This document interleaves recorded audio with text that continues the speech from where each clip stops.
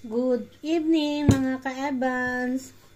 Ang oras natin po ay 6:30 ng gabi. Magandang gabi ng Miyerkules po sa ating lahat. Kamusta po kayo? Kamusta kayong lahat? At ito ang inyong ka-Evans at tayo ngayon ay maghahapunan. At ito po ang aking boyfriend. Yan. Si Mr. na kumakain na rin po siya. Nais ko lang po magpasalamat ulit sa mga subscriber natin dyan. Sana madagdagan pa ang ating subscriber. At wag po kayong magsasawa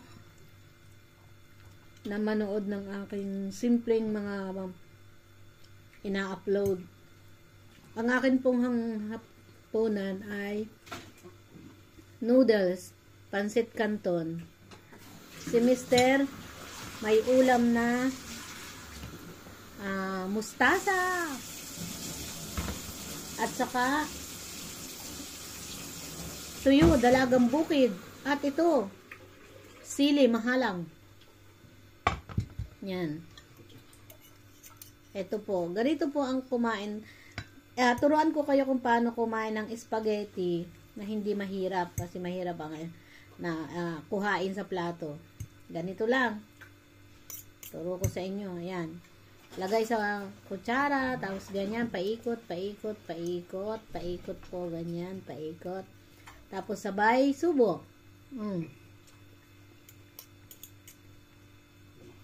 Hindi po ito spaghetti, pero pansit canton naman siya.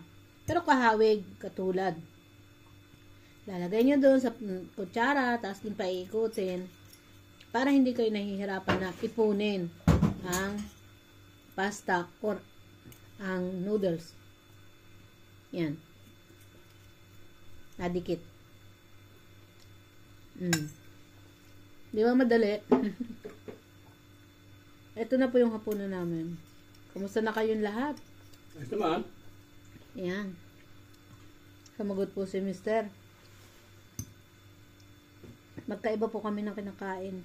Yung kanya, yung tirang kanin, at saka yung tirang tapos tayo, ito, nagpaluto tayo ng noodles na may egg.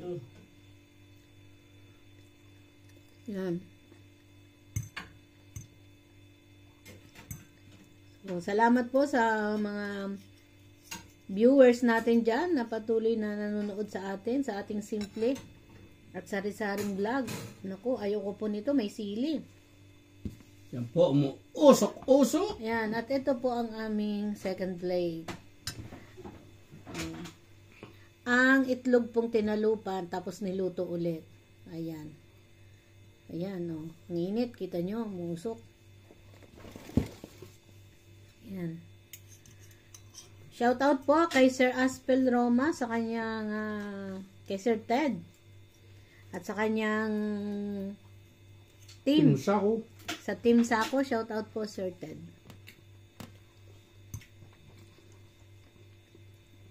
Sa aking mga silent viewers, silent subscriber, silent viewers.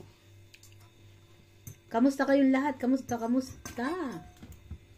Pasensya na po, puro kumusta yung aking nasasabi. Ito po yung buhay namin dito bilang OFW, pagkakadating galing sa trabaho. Kakain, magdadaling magluluto at kakain at dahil gutom.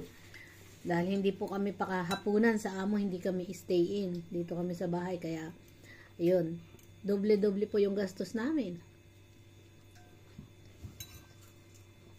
Kasi hindi kami pakain ng employer.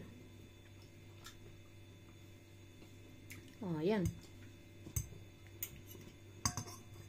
So, yun lang po. Salamat sa pagsama nyo sa aming hapunan. At sana isamahan nyo pa ulit ako sa mga susunod kong mga vlog. So, maraming salamat. Bye-bye. God bless and I love you all sa lahat ng subscriber. Bye-bye. Salute naman. Bye-bye.